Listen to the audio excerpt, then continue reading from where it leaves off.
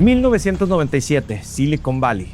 Dos tipos en un carpool, camino al trabajo, se preguntan: ¿cuál es el Netflix de algo que nadie haya digitalizado todavía? Uno de ellos es Mark Randolph y el otro Reed Hastings, que acababa de emprender su empresa de software por $750 millones. Y la respuesta que encuentran es las películas. ¿Las películas? En 1997, cuando Blockbuster tenía 9,000 tiendas en el mundo. Exactamente, cuando Blockbuster era intocable. Y para probar si la idea era viable, Randolph compró un CD en una tienda, le pegó un sello postal y lo mandó a casa de Hastings. ¿Para qué? Simplemente para validar si llegaba roto, porque si un disco sobrevivía al correo, no necesitabas de una tienda física para comprarlo. Llega en perfectas condiciones directamente hasta tu casa. Y así nació Netflix. Bienvenidos a Zero Friction Labs.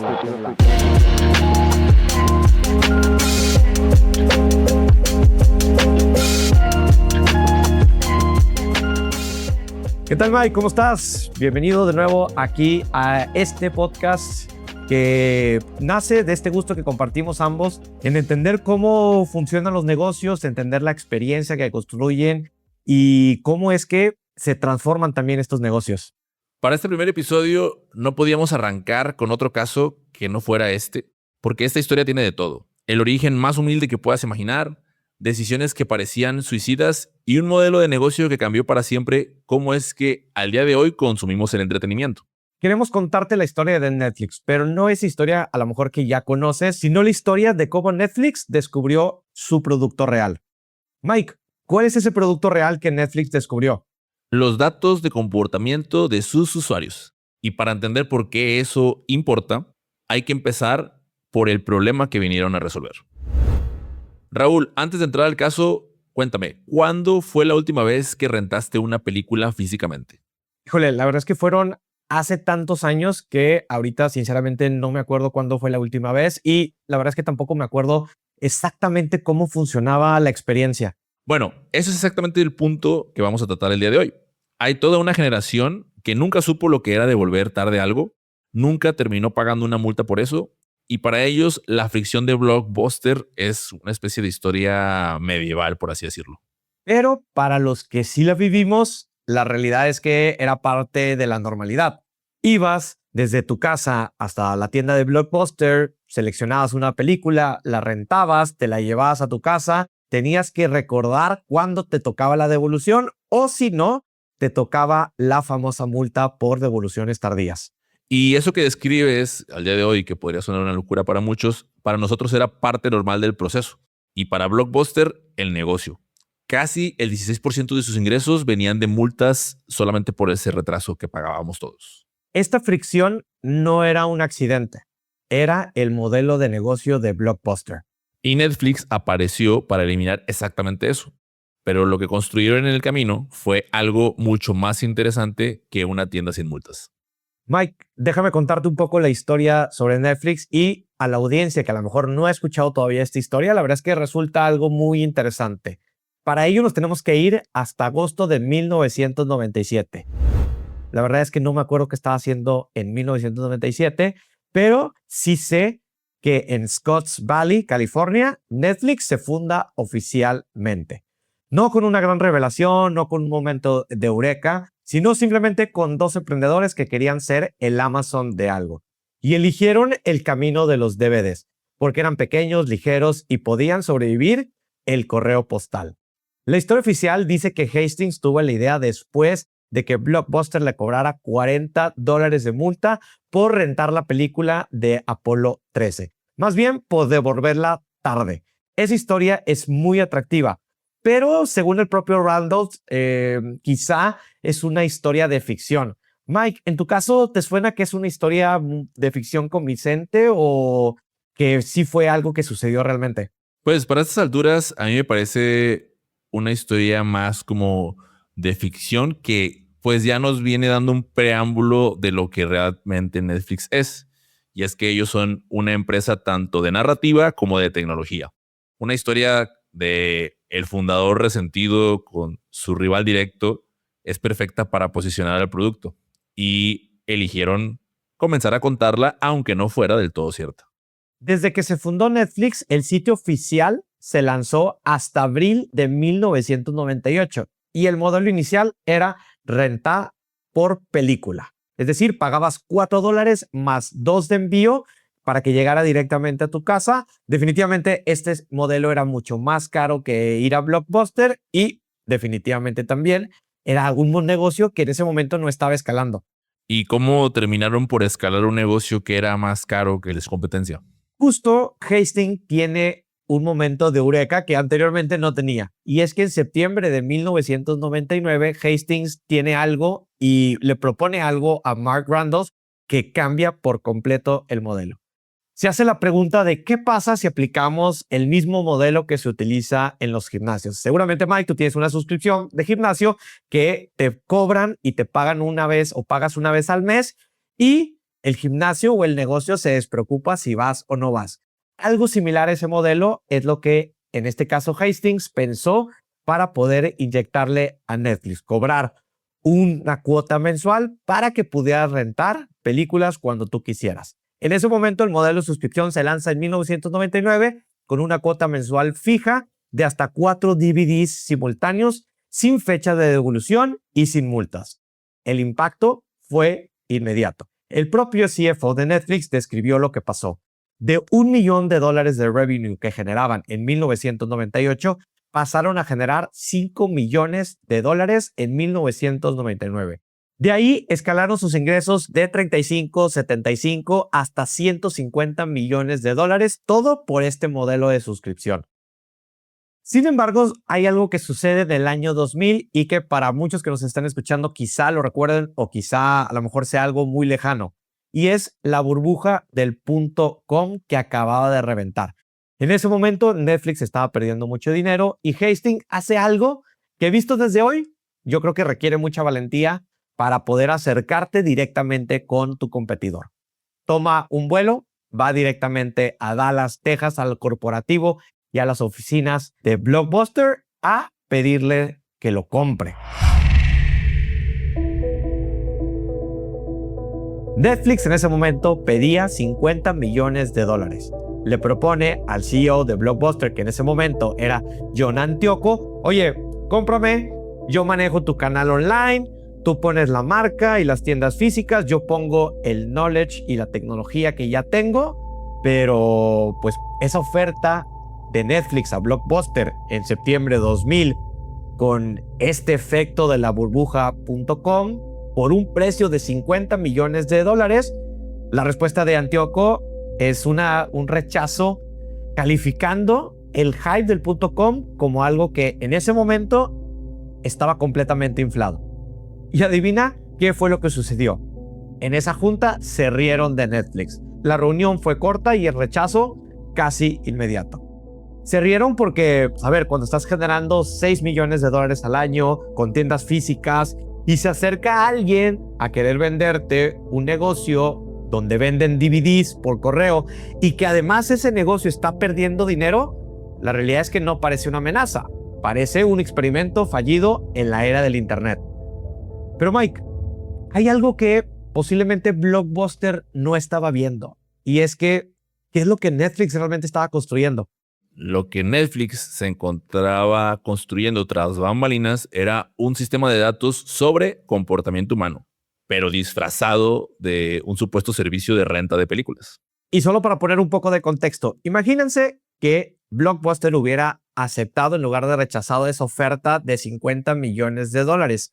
Hoy en día Netflix tiene una capitalización de mercado aproximadamente en $400 millones. Entonces, solo pónganse a hacer números, imagínense el potencial de negocio que hubiera logrado Blockbuster, pero también hay que considerar que Netflix hubiera tenido que transformarse y construir lo que construyó derivado de ese rechazo.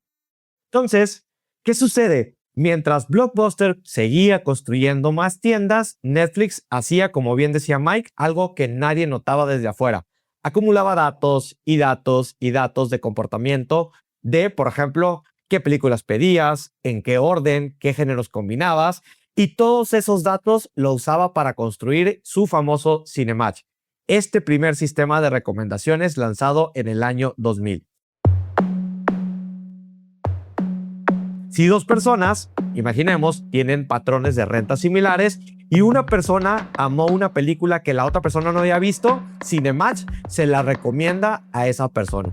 Es decir, genera una especie ahí como de amor-odio entre personas, en el cual si yo estoy viendo una película que a lo mejor yo tengo gustos similares a ti, Mike, posiblemente si tú has visto algunas películas que a mí yo también haya visto, seguramente Cinematch te los vaya a recomendar.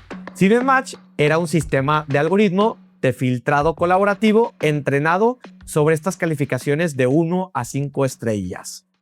Oye, Mike, ¿y por qué esto era más valioso de lo que parecía en simplemente hablar de algoritmos? Porque Netflix empezó a entender que el algoritmo ya no era solo una función de conveniencia, sino que era lo que hacía que cada usuario se sintiera, pues de alguna manera, que la plataforma los conocía.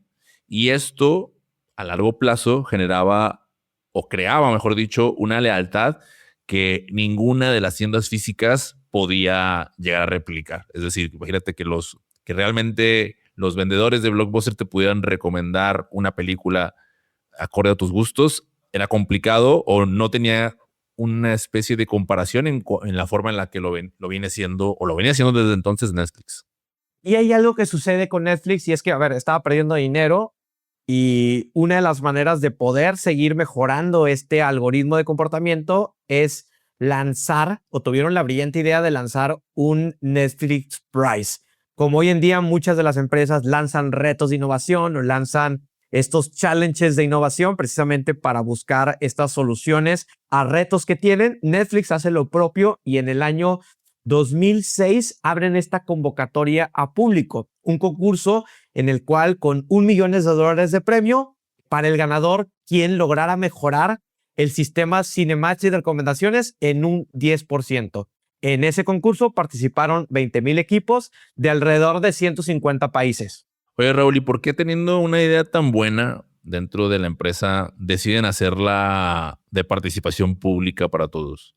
A ver, cuando eres una startup y es una empresa, regularmente lo que buscas es cómo le bajo costos a un reto o un problema que tengo, ¿no? Es decir, cómo medio outsourceo o cómo externalizo el problema. Entonces, Netflix solamente tenía quizá a lo mejor salarios para 1 o 2 ingenieros que estaban enfocados en este sistema de recomendaciones de Cinematch y pues con este dinero, a lo mejor con $1 millón, atrajeron pues ahora sí que a la crema innata, a los mejores científicos de datos, a los mejores ingenieros. Entonces lo que hicieron es externalizaron el problema más difícil de su negocio, yo creo que a un costo mínimo. Oye, Mike, pero quiero continuar la historia y quiero platicarte del momento que, al menos en mi percepción, me parece el más icónico de toda la compañía de Netflix. Y es que en el 2011, Netflix ya había ganado la guerra del DVD.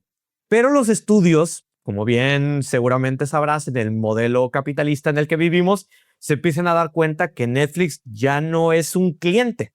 Recordemos que los estudios le daban las licencias, le otorgaban el catálogo de contenido, pues porque ellos no tenían una manera de poderlo mostrar en estas plataformas digitales. Entonces, Netflix empieza a hacer una competencia y las empresas, seguramente como cualquier empresa, empezaron a subir estos precios de licencias y a reservar contenido propio para sus propias plataformas. Ahí es donde empieza a surgir que si el HBO Max, que si el Prime, que si el Hulu y todas estas plataformas que hoy en día conocemos. Bueno, ¿y qué fue lo que terminó haciendo Netflix cuando empezaron a cortar el catálogo? Pues a ver, como cualquier empresa, como cualquier compañía, buscan innovar y una de las decisiones que hicieron fue que, oye, a ver, si no puedo garantizar el acceso a contenidos, pues vamos a construir el propio. Ahora sí, como decía esta frase, si Mahoma no va a la montaña va a Mahoma. Netflix decide crear contenido propio y la primera gran apuesta, no sé si tú te acuerdas de esta serie, es House of Cards. Sí, sí me acuerdo, sí la vi y además me parece que 100 millones sin un episodio piloto es algo que ninguna cadena de televisión se habría animado a aventarse. A ver, es totalmente irreal, pero Netflix no es que estuviera haciendo una apuesta solamente por intuición, a ver si le salía, sino que con este sistema que ya tenían de este algoritmo de Cinematch, sus analistas identificaron 3 patrones muy puntuales. Por un lado, la versión británica de esta serie, que la verdad es que ya tenía una altísima retención entre la audiencia. Esos datos los cruzaron con la audiencia que ya veía películas actuadas por Kevin Spacey, que posteriormente fue cancelado, pero eso no es parte de la historia. Y a su vez, esa audiencia veía películas completas dirigidas por el aclamado director de cine, David Fincher. Básicamente crearon un cóctel personalizado para esta audiencia. Por supuesto, y como ya tenías las audiencias, ya existían los datos, pues lo único que le hacía falta a Netflix era crear el contenido para ellos. Y no solo usaron los datos para decir sí, hicieron hasta 10 trailers distintos, uno para fans de Spacey, uno más cinematográfico para fans de Fincher y uno con protagonismo femenino para quienes acababan de ver algo con personajes femeninos fuertes. En los primeros 3 meses tras el lanzamiento de House of Cards, los resultados de Netflix fueron que lograron 2 millones de suscriptores en Estados Unidos, más 1 millón de suscriptores a nivel internacional. Mike, ¿qué nos dice House of Cards sobre el negocio real de Netflix? Que al final del día, el contenido de las películas, las series, son solo el pretexto. Netflix no pagó $100 millones por una serie. En realidad, pagó 100 millones para probar que podía predecir el comportamiento de sus usuarios con suficiente precisión como para eliminar el riesgo de creatividad. Eliminar el riesgo creativo. A ver, Mike, la verdad es que esto lo veo complicado. O sea, no se puede eliminar un riesgo creativo. Creo que puedes tomar libertades, pero así como eliminar y decir, la apuesta que yo hago va a funcionar. A ver, quiero que hablemos de algo que pues a lo mejor no se dice en los titulares. Para ti, este paso que dio Netflix en la construcción de negocio propio, de contenido y todo, ¿te parece que fue algo visionario o simplemente fueron afortunados? Yo me voy con el lado de visionario. No sé si tú te recuerdes la película de Moneyball, esta película donde aparece Brad Pitt y a través de datos aplicados con metodología y resultados positivos a largo plazo pudieron crear un sistema para hacer a un equipo campeón que pues tenía no recuerdo si una muy larga racha de no haberlo sido, pero solo a través de análisis y un método. Entonces, ese método aplicándolo en un terreno en el que anteriormente no se hacía, parece que Netflix fue bastante visionario con el análisis que hizo hacia el interior y pues principalmente, pues qué mejor que hacerlo con los usuarios de tu producto. No estoy tan de acuerdo. La verdad es que creo que fueron muy afortunados. Incluso en los partidos de Moneyball que ganaron, creo que hubo una serie de cosas fortuitas que generaron que ganaran muchos de esos partidos. Porque, a ver, puedes tener la información en el papel, puedes tener los datos de los jugadores, el porcentaje de bateo, cómo se envasa. Puedes construir prácticamente el algoritmo perfecto, pero aún así necesitas que las condiciones se alineen. A ver, en un partido de béisbol necesitas que para un jugador se envase que batea un promedio de 125, pues a lo mejor batea ese promedio en condiciones de clima que esté el sol no pegándole en la cara, ¿no? Por decir un ejemplo. Entonces necesitas que todas las condiciones alrededor se alineen para lograr que sí funcione, al menos a modelo matemático, ¿no? House of Cards fue un ejemplo de cosas que sí funcionaron, como House of Cards funcionó Juego de Calamar, funcionó Stranger Things, pero también con esa misma lógica que se crearon esas series, hay títulos que no funcionaron. Claro, los hay, pero tú mismo acabas de dar el punto. El porcentaje de bateo importa. Si tienes un proceso que falla más veces de las que acierta, pues evidentemente estamos hablando de suerte. Pero si acierta consistentemente y la abuela del estadio, como Netflix suele hacerlo con sus series, es porque definitivamente tienen una metodología que les funciona. A ver, creo que el resultado no valida el proceso necesariamente. La misma apuesta con las mismas herramientas podría haber salido mal. Y en algunos casos, como decíamos, hay varios títulos que la verdad es que no fueron el éxito que esperaban. Quizá, a ver, hablar de éxito también tendremos que evaluar cuál es el éxito, ¿no? Si la retención de usuarios, si la adquisición de nuevos usuarios. Entonces, pudiera decir que sí, evidentemente hay series que a lo mejor podemos o no debatir si fue éxito o no. pero regularmente recordamos los éxitos y muchas veces olvidamos los fracasos, aunque seguimos la misma lógica. Yo tengo una pregunta más interesante que esta que tú planteaste y es, si Blockbuster hubiera dicho sí en el año 2000, ¿Netflix habría ganado de todas formas o habría muerto absorbida? Yo creo que había muerto absorbida y creo que Blockbuster incluso se hubiera ido a la quiebra. A ver, Blockbuster tenía un tema cultural que estaba pensando su modelo como unas tiendas de conveniencia.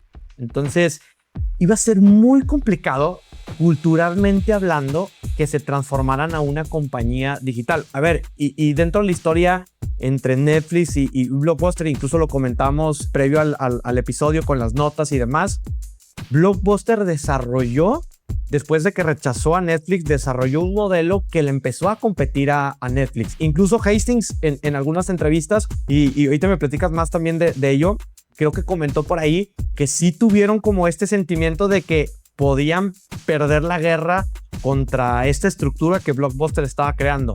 Pero ¿qué sucedió? Pues de nuevo, un tema cultural de compañías que ya existían, un tema en el cual estaban buscando este modelo de franquicia tipo McDonald's, en el cual pensaban y le estaban apostando mucho a lo físico. Entonces, definitivamente pienso que no hubieran logrado lo que hoy en día se construyó. Yo pienso que a lo mejor Hastings y Randolph hubieran estado un par de años en la compañía y después hubieran dejado la compañía para construir a lo mejor otra cosa. Entonces, ese es mi punto de vista, pero no sé tú qué pienses. No, yo pienso lo opuesto. Yo creo que Blockbuster se habría convertido en Netflix, porque ya tenían la infraestructura física, tenían, o sea, también pues una enorme base de usuarios, porque también Blockbuster desde el principio hizo bien su trabajo de tener una base de datos y además, pues la marca.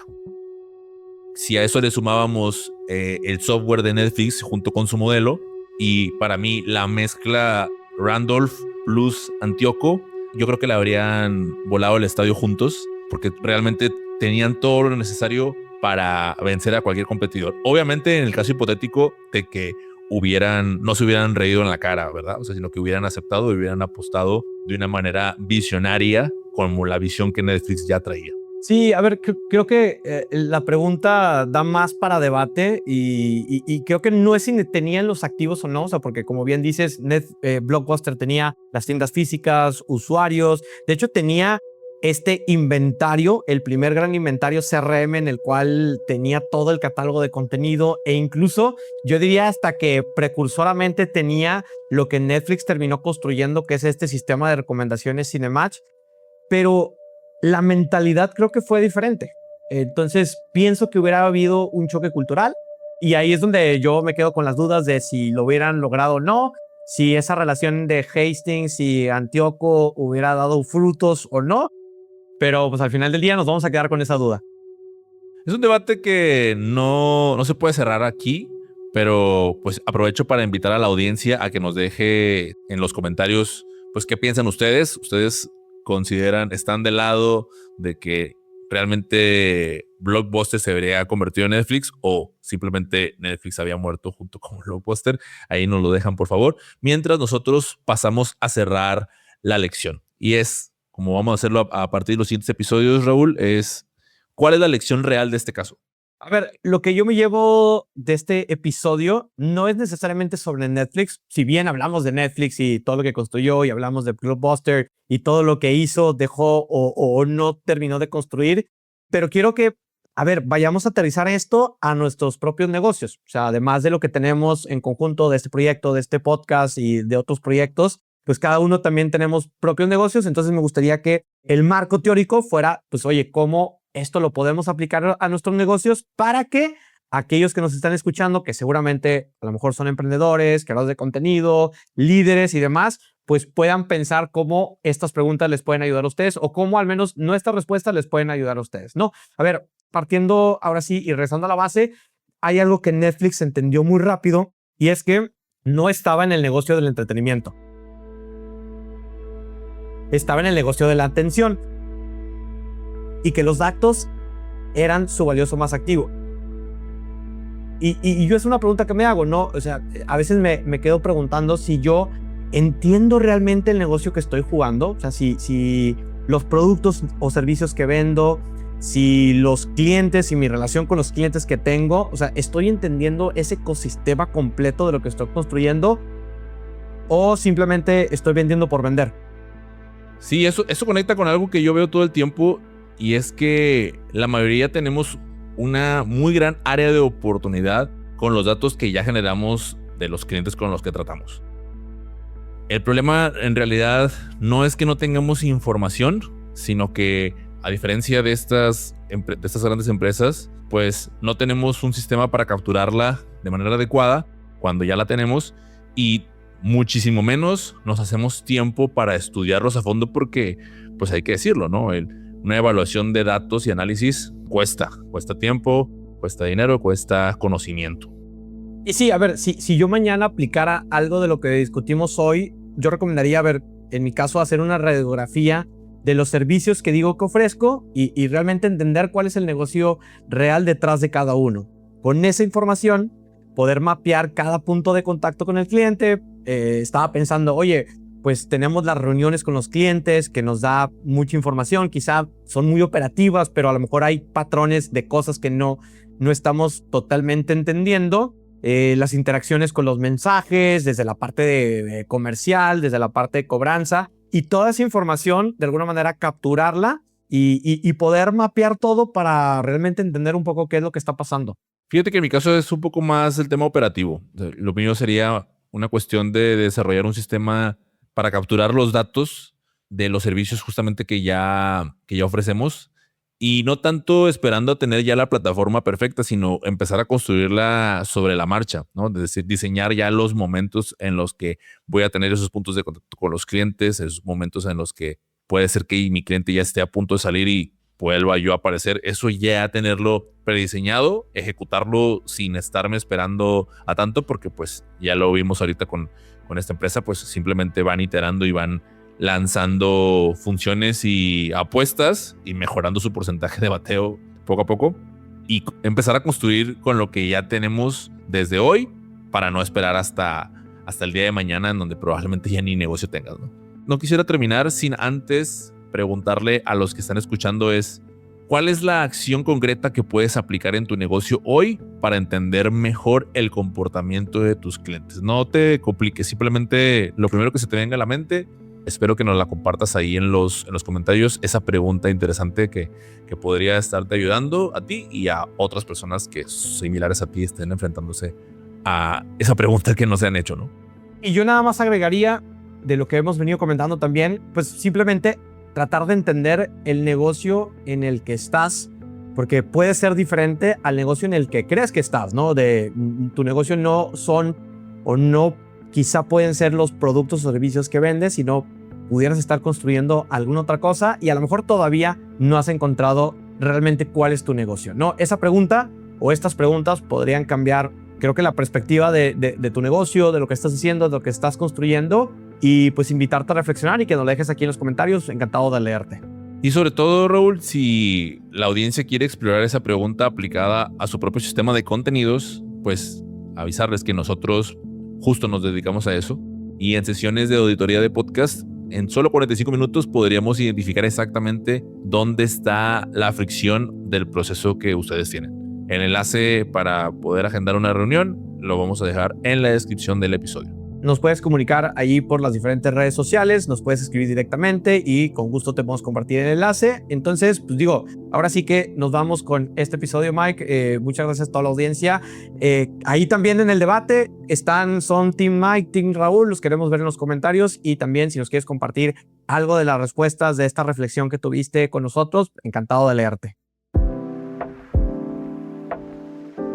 Y bueno, pues nos escuchamos pronto, Mike, en el siguiente episodio. Así es, nos vemos en el próximo episodio de Zero Friction Labs.